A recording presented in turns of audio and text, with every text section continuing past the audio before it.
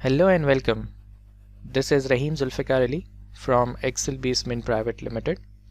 In this video tutorial, we will be exploring one new function introduced by Microsoft. This is stock history, and this is available for the users who are using Microsoft 365 for Windows, Mac, and Excel for Web. Basically, the stock history functions retrieves historical data about a financial instruments and loads with the help of this function. There are few arguments which we need to fill very carefully, and the best part is that Excel will dynamically create the appropriate size error range when you press the enter key. Let's explore the syntax of this function. So you start with equals to stock history, then you define a name of the stock, starting date, ending date, and then interval. If you need a header, you will write 1, otherwise go for 0, and then there are starting from property 0 till property 5, right? And they have all different meanings. We will explore it in a while. Now, for example, in this stock, if we want to have the numbers for the Microsoft, so the name of that stock is MSFT. For example, for the Google, GOOG. If you want to find out their stock names, you can just click on this. Then start date, right? And then end date. So end date is basically optional, and it will retrieve the latest date for which data you need. So default is the start date. Then intervals. So intervals is again optional. Default is 0 if you skip that, and 0 means daily, 1 for the weekly, and 2 for the monthly. So definitely a user wants not every time daily basis stock numbers, but he wants weekly or monthly, so you can change the number.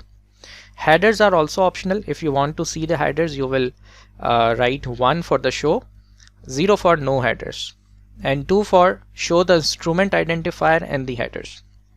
And then you have observed that there are more 6 arguments starting from property 0 till property 5. This means that 0 for the date, 1 for the closing number of that particular share, 2 for the open price, 3rd for the high, 4 for the low, and 5th for the volume of that particular day, right? And there are some certain rules we need to care about in this function. All right.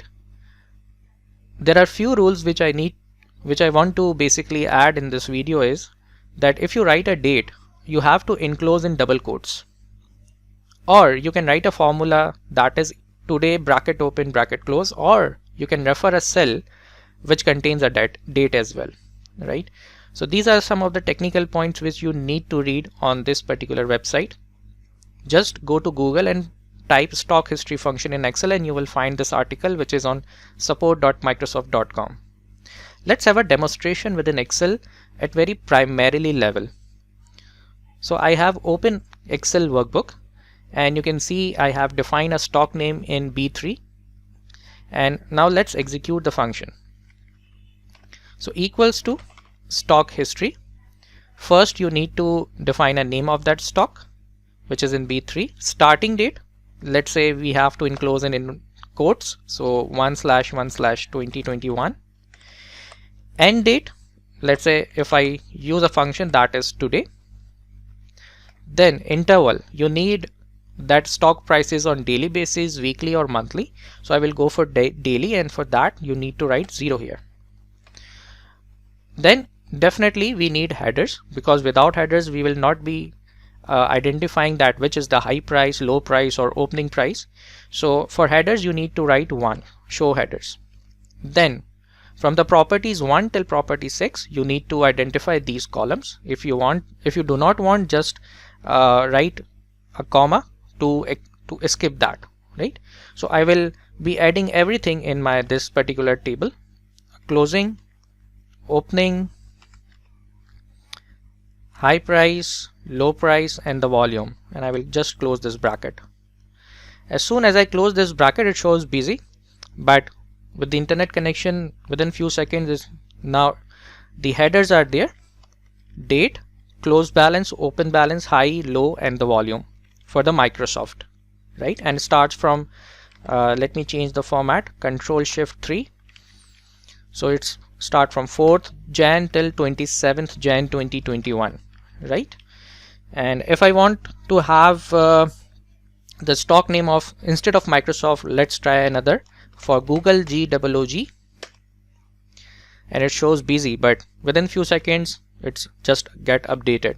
So this is the stock price for the organization, which is Google, right? See how easy it is, stock function.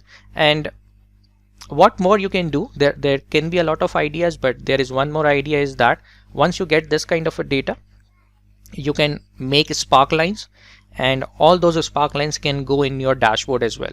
So if you are making a stock dashboard, this could be very handy to get the data in a separate sheet and then make that visualization and put it on your dashboard. Let me change again to the Microsoft MSFT. Superb. So I hope you like this video.